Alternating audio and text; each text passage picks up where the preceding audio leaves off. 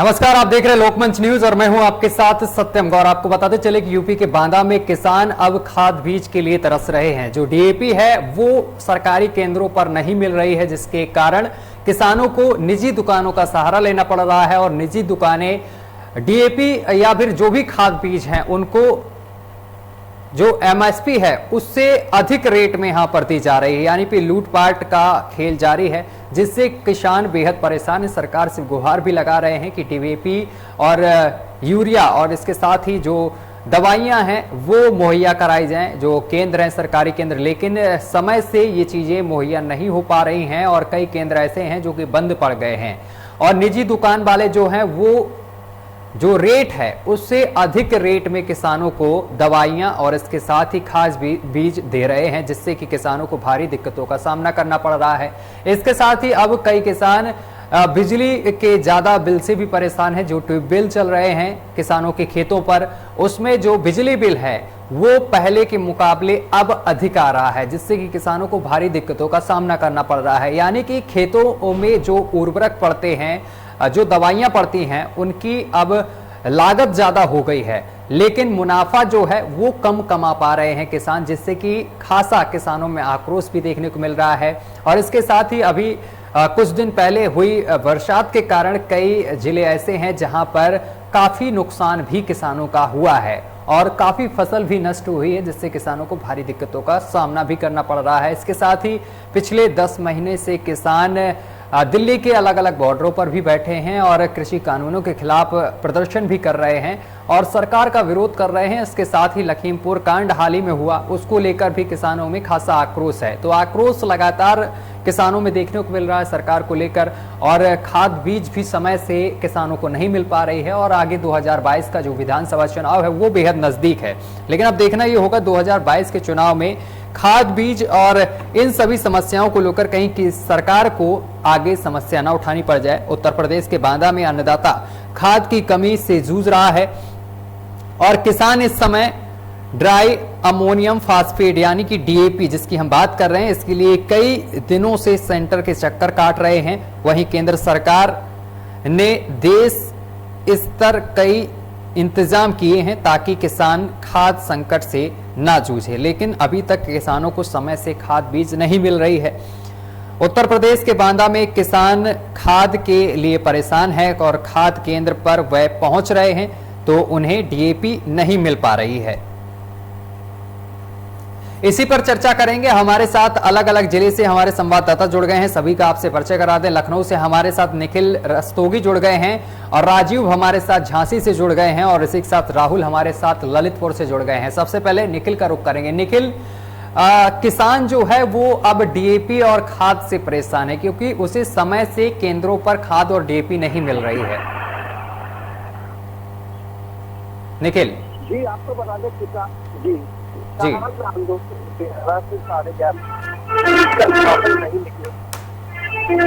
को खाद की समस्या देखने को मिल रही है। कुछ जगहों पे खाद केंद्रों पे खाद की कमी हो रही है, किसान और अधिकारी के बीच में बहस होती है। वहीं बात करें उत्तर प्रदेश के पूर्व मुख्यमंत्री मुलायम सिंह यादव ने भी अपने क्षेत्र को लेके मुख्यमंत्री योगी आदित्यनाथ को पत्र लिखा था, जिससे साफ कहा था कि यहाँ पे खाद की कमी देखने को मिल रही है। अब देखने वाली बात है कि जिन जिलों में खाद की कमी देखी जा रही है वहाँ पे सरकार जल्दी खाद की मात्रा को पूरी करने की कोशिश करती है, लेकिन जिस तरह से लगातार पेट्रोल के दाम बढ़ते जा रहे हैं, किसान उसको भी लेकर काफी चिंतित है, क्योंकि खेती करने के लिए डीजल का उपयोग होता है और डीजल के दाम में लगातार वृद्धि हो रही है। तो कहीं ना कहीं किसान को चिंता सता रही है। और बात करें कांग्रेस की प्रियंका गांधी की बुंदेलखंड में जिन 2 किसानों की मौत हुई थी, तो इससे उनको परिवार में प्रियंका गांधी उनके पीड़ित परिवार से मिलने चाहिए। तो जहाँ आज उन्होंने उन परिवारों से मुलाकात की, उनके प्रति संवेदना व्यक्त की है और साफ तौर से उन्होंने कहा है कि सरकार में खाद की कमी को लेकर जिस तरह से लाइन में खड़े थे और उनकी तबियत खराब हो जाती है, जिससे किसान की मृत्यु हो जाती है, तो सरकार को कहीं ना कहीं उनके प्रति संवेदना दिखाने चाहिए। जी निखिल, किसान लगातार परेशान है, कई उनकी मांगे हैं जो कि सरकार से उन्होंने की है। अगर बिजली की बात की जाए, जो कि ट्यूबवेल किसानों के खेतों पर चलता है, अब किसानों का ये कहना है कि सरकार के आने के बाद से ट्यूबवेल का जो बिल है वो बहुत ज्यादा आ रहा है, और जो आमदनी है, जो किसानों के गेहूं और धान और गन्ना की खेती है, उसका मूल्य सही नहीं मिल पा रहा है, और ट्यूबवेल और खाद उर्वरक के जो दाम है वो लगातार आसमान छूते जा रहे हैं। इसके साथ ही पेट्रोल डीजल को लेकर भी किसानों में खासा आक्रोश है। जी, आपको बता दें पेट्रोल के दाम में लगातार वृद्धि हो रही है। हालांकि पेट्रोल से लेके डीजल से लेके उसी के ऊपर सारी चीजें डिपेंड होती है। अब पेट्रोल के दाम बढ़ेंगे तो कहीं ना कहीं महंगाई, खाद की बात करें या सब्जी की बात करें, वो भी अपने चरण, लेकिन खाद की कमी देखने को मिल रही है। मुख्यमंत्री योगी आदित्यनाथ ने साफ तौर से बिजली विभाग को आदेश दिया था कि किसान को बिजली बिल के लिए परेशान न किया जाए, कि किस तरह से बिजली के बिल के लिए लोगों को परेशान किया जाता है। इन्हीं सब चीजों को लेकर मुख्यमंत्री का साफ तौर से आदेश है कि किसी भी किसान को बिजली के लिए परेशान न किया जाए। लेकिन किसान कहीं ना कहीं अपने आप को परेशान देखने को मिल रहा है कि खाद की कमी हो या ट्यूबवेल की कमी हो, लाइट की व्यवस्था हो पा रही है नहीं हो पा रही, इन सब चीजों को लेकर मुख्यमंत्री साफ तौर से संज्ञान में है उनके, और इस चीज को वो ध्यान में रखते हुए लगातार सरकार इस चीज को ध्यान में देखते हुए कर रही है कि किसी प्रकार की किसान को कमी ना है। लेकिन हकीकत बात यही है कि खाद की कमी देखने को मिल रही है। जी ठीक है। राजीव हमारे साथ जुड़े हुए हैं झांसी से। राजीव, अगर किसानों की बात की जाए तो किसान बेहद परेशान अपने आप को महसूस कर रहा है, बिकॉज किसानों के पास डीएपी की कमी है, डीएपी नहीं मिल पा रही है। जो केंद्र हैं, सरकारी केंद्र है, वहां से डीएपी नहीं मिल पा रही समय पर है, और यूरिया की भी कमी देखने को मिल रही है। इसके साथ ही किसानों का यह भी कहना है कि खाद बीज के दाम भी बढ़ गए हैं, जिससे कि किसानों को भारी दिक्कतों का सामना करना पड़ रहा है।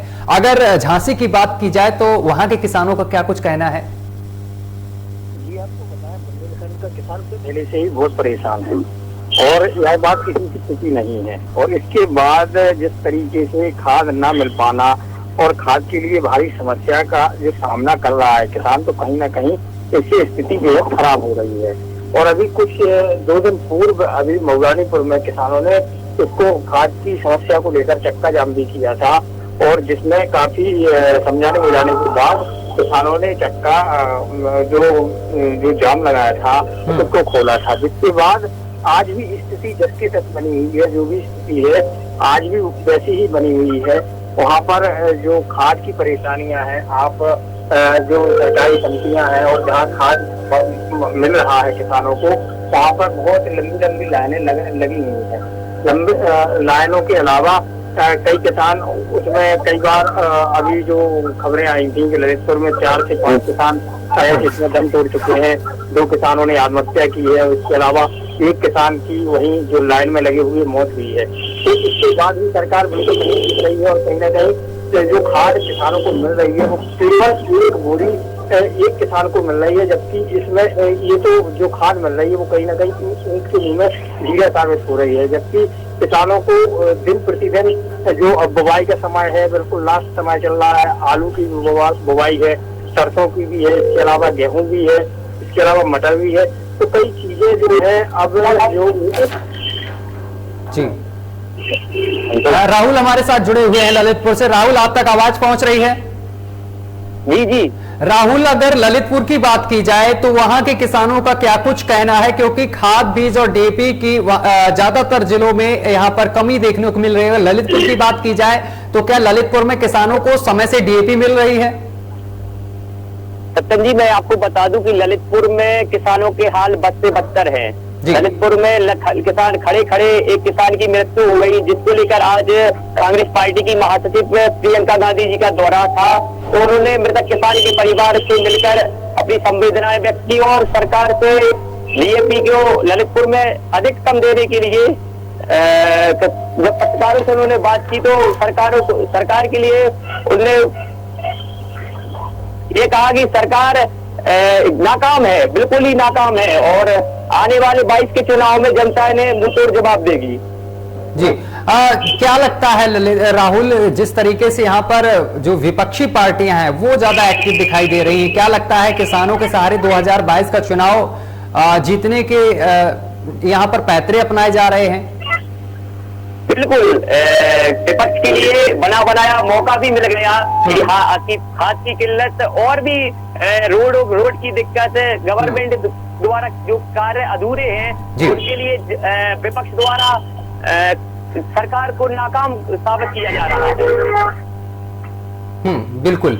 निखिल, जिस तरीके से यहाँ पर विपक्षी पार्टियां अब एक्टिव दिखाई दे रही हैं, किसानों का समर्थन कर रही हैं, पूरा सहयोग भी किसानों का किया जा रहा है, क्या लगता है किसानों के सहारे राजनीति की जा रही है, 2022 चुनाव को भुनाने की कोशिश की जा रही है? निखिल जी, आपको बता दें 2022 का चुनाव किसानों पे पूरा डिपेंड करता है। और आपको बताते चले, जब से आंदोलन शुरू हुआ है किसान का, तब से कहीं ना कहीं सारी पार्टियां किसानों के प्रति अपनी संवेदना प्रकट कर रही है। बात करें कृषि कानून को लेकर, लगातार विपक्षी दल किसानों के समर्थन में उतरे। वहीं पूर्वांचल का जिस तरह किसान आंदोलन लगातार चल रहा है और कहीं ना कहीं जिस तरह कहा से कुचल के किसानों की मौत हुई है, उनसे कहीं ना कहीं राजनीति हुई है। और लगातार किसानों के साथ में समाजवादी पार्टी से लेकर कांग्रेस पार्टी की बात करें, लगातार उनके प्रति खड़ी हुई है। आरएलडी की बात करें, जो कांग्रेस के लिए कांग्रेस के मसीहा पहले कांग्रेस किसानों के मसीहा कहे जाते हैं, वो भी लगातार किसानों के पक्ष में करे हैं। लेकिन पूर्वांचल की बात करें, कहीं ना कहीं पूर्वांचल में जिस तरह समाजवादी पार्टी का वोट कमजोर हुआ था, उसकी न्यू कहीं ना कहीं कमजोर करने के लिए समाजवादी पार्टी कोशिश कर रही है। आज भी कांग्रेस के जो ऐसे बड़े नेता है जिन्होंने कांग्रेस छोड़ के पूर्वांचल के हैं, उन्होंने समाजवादी पार्टी ज्वाइन की है। कहीं ना कहीं कांग्रेस की प्रियंका गांधी लगातार जमीनी स्तर पर जनता के प्रति जाती है और कांग्रेस को कहीं ना कहीं उठाने की कोशिश करती है। लेकिन उसके ही जो नेता है वो लगातार पार्टी छोड़ते हुए कहीं ना कहीं चले आते हैं। हालांकि अखिलेश यादव को ये बात पता है कि पूर्वांचल, अगर हमको चुनाव जीतना है 2022 का, तो पूर्वांचल का क्षेत्र हमको मजबूत करना होगा। किसानों के प्रति हमको अपनी भागीदारी निभानी पड़ेगी। तो लगातार समाजवादी पार्टी के अखिलेश यादव पूर्वांचल की ओर अपनी नजर ज्यादा बनाए हुए हैं। जी, अगर अखिलेश यादव की बात की जाए तो वो भी लगातार प्रेस कॉन्फ्रेंस कर रहे हैं, जनता को भी संबोधित कर रहे हैं। उन्होंने कल लैपटॉप भी बांटे यहाँ पर छात्रों को। तो क्या लगता है, जिस तरीके से कई तरह की घोषणाएं भी की गई हैं किसानों को लेकर, अगर प्रियंका गांधी की बात करें निखिल, तो प्रियंका गांधी ने साफ कर दिया है, अपनी प्रतिज्ञा उन्होंने ली है, जिसमें उन्होंने कहा है कि किसानों का बिल माफ कर दिया जाएगा, बिजली का भुगतान कर दिया जाएगा, इसके साथ ही छात्राओं को स्कूटी और साथ ही मोबाइल भी दिया जाएगा, इसके साथ ही रोजगार 20 लाख देने के उन्होंने वादे कर दिए हैं। जिस तरीके से यहाँ विपक्ष वादा कर रहा है, इससे क्या लगता है आने वाले समय में जो 2022 का चुनाव होगा उसमें बीजेपी को इसका खामियाजा भुगतना पड़ेगा? क्या जनता को लुभाने के लिए जो कांग्रेस यहाँ पर पैतरे अपना रही है वो काफी है इतने? जी देखिए, आपको बता दें, बिहार में चुनाव हुआ, बिहार में 10 लाख नौकरी का वादा हुआ था, लेकिन तब भी वहाँ गठबंधन हार गया। बात करें बांग्लादेश में, बात करें पश्चिम बंगाल, बात करें पश्चिम बंगाल की, तो ममता बनर्जी ने वादे जो किए थे उससे कहीं ना कहीं ममता बनर्जी जीत गई। लेकिन बात करें उत्तर प्रदेश में कई बड़ी पार्टियां हैं जो अपने वादे करती है और वादों में कितना निभाती है। बात करें समाजवादी पार्टी की, तो समाजवादी पार्टी सरकार में जब पहले आई थी तो लैपटॉप बांटने के वादे किए थे, वो लैपटॉप बांटे। मेट्रो को लेकर कहा था, मेट्रो भी उन्होंने तैयार किया। लेकिन बीजेपी सरकार की बात करें, बीजेपी सरकार ने भी कई वादे किए थे, कुछ वादों में वो खड़ी उतरी और बता रही कि हमने सारे वादे जो जनता से किए थे वो पूरे किए हैं। लेकिन अब ये बात जनता ही जानती है कि उनको जो वादे किए गए उनके साथ पूरे हुए या नहीं पूरे हुए। सत्ता पक्ष में अखिलेश यादव की सरकार नहीं है, लेकिन तब भी उन्होंने 100 कुछ लैपटॉप बांटे हैं, मेधावी छात्रों को दिए हैं। आज उन्होंने फिर कई वादे करे हैं कि हमारी सरकार प्रशासन करके सरकार बनेगी तो इन वादों को पूरा किया जाएगा। अब देखने वाली बात है कि जनता के प्रति कितनी बातें सामने आती है या नहीं। अब कितना जनता समाजवादी पार्टी को चुनने की कोशिश करती है, बीजेपी को चुनने की कोशिश करती है। कांग्रेस की बात करें, कांग्रेस में भी प्रतिज्ञा ली गई है कि 40% महिलाओं पर चुनाव लड़ाया जाएगा। स्कूटी देने की बात हुई है, इलेक्ट्रॉनिक स्मार्टफोन देने की बात हुई है। अब देखने वाली बात है कि जनता किसके प्रति अपनी ज्यादा संवेदना प्रकट करती है, ये तो आने वाला चुनाव बताएगा। जब आचार संहिता लग जाएगी उसका पहले से, उसके बाद कितने नेता इधर से उधर जाते हैं, उसके बाद ही पता चलेगा आगे की स्थिति क्या बनती है। जी राजीव, अगर किसानों की बात की जाए तो किसान लगातार खाद बीज से लेकर पानी तक के लिए यहाँ पर तरस रहे हैं, खेतों में पानी भी समय से नहीं पहुंच पा रहा है राजीव। और इसके साथ ही 3 कृषि कानूनों को लेकर भी भारी आक्रोश है किसानों के अंदर, लगातार प्रदर्शन भी कर रहे हैं। पिछले 10 महीने बीत चुके हैं, लगातार किसानों का प्रदर्शन जारी है और आगे आगामी विधानसभा चुनाव है। क्या लगता है राजीव, 2022 के चुनाव में इसका खामियाजा सरकार को भुगतना पड़ सकता है और इसका लाभ विपक्षी पार्टियों को होगा? जी बिल्कुल, कहीं ना कहीं आपको बताएं, जो किसानों का जो किसान है उनकी भी बहुत बड़ी भूमिका होती है चुनाव में, और भूमिका रहेगी। और इसको लेकर बीजेपी को कहीं ना कहीं इसमें दिक्कत होने वाली है, क्योंकि अभी आज दौरे पर प्रियंका गांधी आई हैं, और वो जो ललितपुर में जो मृतक परिवार था उनको भी वो मिली है, और उन्हें हर संभव मदद देने का उन्होंने कहा है। और इसके अलावा कहीं ना कहीं देखो, भाजपा और समाजवादी पार्टी, तमाम जो पार्टियां हैं वो किसानों को अपने हाथ में दे रही हैं और किसानों को साथ लेकर चलने की बात कर रही हैं। और जिस प्रकार से मोदी सरकार ने, मोदी जी ने घोषणा की थी कि हम सरकार वो जो किसान है उनको किसी भी प्रकार की कोई दिक्कत नहीं होने देंगे, और किसानों की आय दुगनी करेंगे, किसानों को हर संभव मदद देंगे, तो कहीं ना कहीं इस नीति पर मोदी सरकार बिल्कुल फेल होती नजर आ रही है। आप बात करें विद्युत व्यवस्था की, तो विद्युत व्यवस्था भी बिल्कुल बेकार है, लाइट के बिल बहुत ज्यादा आ रहे हैं। इसके अलावा पानी की जो समस्या है वो निरंतर बनी हुई है। ग्रामीण क्षेत्रों में सड़कों का हाल है वो भी जस के तस है। इसके अलावा आप बात करें खाद बीज की, तो खाद बीज की जो समस्याएं हैं वो भी आ रही हैं, और कृषि कानून जो 3 बिल हैं वो भी, जो उनकी मांगे थी वो भी बनी हुई है। और ये लगातार जो उनका जो किसानों का वो जो मांगे थी वो बनी हुई है, और इन्होंने करीब 10 महीने होने को है, किसी भी प्रकार से इनकी एक भी बार बात नहीं हो पाई है। और ये हर प्रकार जो भी इनकी बातें हुई हैं, जो भी इन्होंने बात करने की कोशिश की है, ये हर प्रकार से फेल होते नजर आ रहे हैं। तो कहीं ना कहीं 2022 में इस सब को लेकर बीजेपी पीछे जाएगी, और जो जितने भी और दल हैं वो कहीं ना कहीं किसानों को अपने साथ लेकर चलने की बात कह रहे हैं। जी बिल्कुल। राहुल, जिस तरीके से सरकार आई थी उत्तर प्रदेश में, तो कई तरीके के वादे किए गए थे, चाहे गड्ढा मुक्त सड़क का वादा हो या फिर किसानों की आय दोगुनी करने का, और इसके साथ ही बिजली 24 घंटे देने का वादा किया था, बिजली बिल कम हो जाएंगे, कई तरीके के वादे किए गए थे। लेकिन उन वादों पर सरकार खरी कहीं तक नहीं उतरी है, जिसको लेकर किसानों में भारी आक्रोश देखने को मिल रहा है। अगर ललितपुर की बात की जाए तो यहाँ पर किसानों की इस बार क्या राय है? 2022 चुनाव को लेकर ललितपुर के किसान क्या सोचते हैं? राहुल, आवाज पहुंच रही है आप तक? लगता है राहुल तक आवाज नहीं पहुंच रही है। तो निखिल, आप तक आवाज आ रही है? निखिल, जिस तरीके से यहाँ पर प्रदर्शन भी लगातार किसान कर रहे हैं, और इसके साथ ही विपक्षी जो पार्टियां हैं वो भी किसानों का सहारा ले रही, क्योंकि किसानों से ही कहीं ना कहीं 2022 का चुनाव जो है वो जीता जा सकता है। तो किसानों को भुनाने की पूरी कोशिश की जा रही, चाहे वो समाजवादी पार्टी हो या फिर कांग्रेस हो, दोनों पार्टियां यहां पर लगी हुई हैं। जिसको लेकर अगर कांग्रेस की बात की जाए तो कांग्रेस इसमें सबसे ज्यादा आगे दिखाई दे रही। प्रियंका गांधी की बात की जाए तो प्रियंका गांधी लखीमपुर कांड को लेकर सबसे पहले लखीमपुर कांड पहुंचती हैं, इसके बाद वो आगरा पहुंचती हैं। आगरा में जो वाल्मीकि समाज के युवक की हत्या कर दी जाती, जिसमें पुलिस कर्मियों पर आरोप लगाए जाते हैं। इसके साथ ही उन्होंने जो प्रतिज्ञा ली है उसमें भी उन्होंने किसानों का जिक्र किया है, किसानों के अनाज का मूल्य बढ़ाने की बात की है, 2400 रुपए मूल्य करने की बात की है अगर वो जीत जाती हैं। और इसके साथ ही उन्होंने किसानों का बिल माफ करने की बात की है, जो बिजली बिल है उसको आधा माफ करने का, और कर्जा माफ करने की बात की है। इसके साथ ही कई तरीके के वादे किए जा रहे हैं।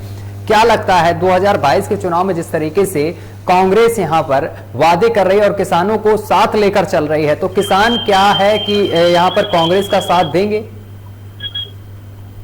जी, आपको बता दें, किसान का वोट बहुत अहम माना जाता है। उत्तर प्रदेश में अगर सरकार बनेगी तो किसान के वोट से ही सरकार बनती है।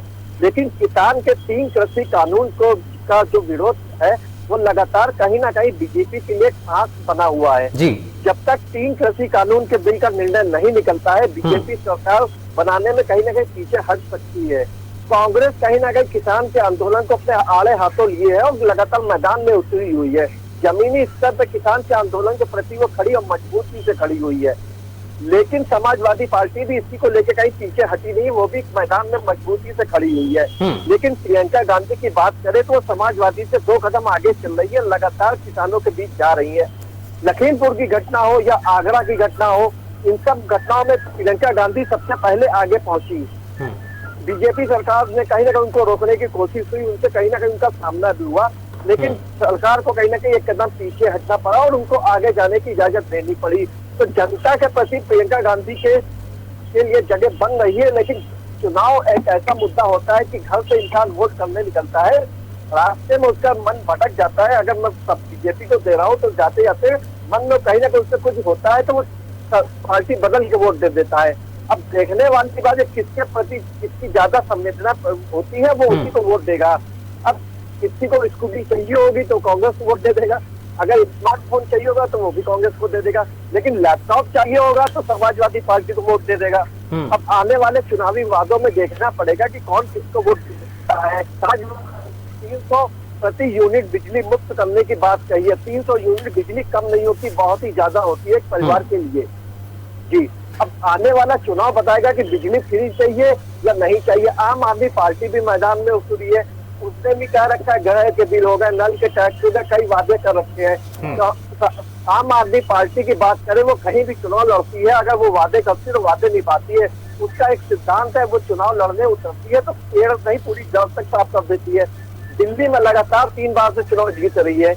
अब उनके वादों का उत्तर प्रदेश में कितना असर पड़ता है, ये देखने वाली बात होगी। जी चलिए, तमाम बातचीत करने के लिए आप तीनों का बहुत बहुत शुक्रिया। हमारे साथ जुड़े निखिल और हमारे साथ राजीव जुड़े, और राहुल आपका भी बहुत बहुत शुक्रिया हमारे साथ जुड़ने के लिए, तमाम बातचीत करने के लिए। तो आपको बताते चले कि किसान बेहद परेशान है, क्योंकि जो डीएपी है, यूरिया है और साथ ही जो कीटनाशक दवाइयां हैं, इनके दाम भी बढ़ते जा रहे हैं और ये अब सरकारी केंद्रों पर मिल भी नहीं रही हैं, जिसके लिए किसानों को निजी दुकानों का सहारा लेना पड़ रहा है और निजी दुकानों पर ये ज्यादा मूल्य में किसानों को लेनी पड़ रही हैं, जिससे कि किसानों को भारी दिक्कतों का सामना करना पड़ रहा है। इसके साथ ही आने वाले बिजली बिल से भी किसान बहुत ज्यादा परेशान अपने आप को महसूस कर रहे हैं। लेकिन आगामी 2022 का चुनाव भी बेहद नजदीक है और इस दौरान जो विपक्षी पार्टियां हैं वो इन सभी मुद्दों को लेकर सरकार को घेरती हुई नजर आ रही है। देखना ये होगा कि 2022 के चुनाव में किसका साथ किसान देते हैं। फिलहाल मेरे साथ अभी के लिए बस इतना ही। देश दुनिया की तमाम खबरें देखने के लिए देखते रहिए आपका अपना चैनल लोकमंच न्यूज।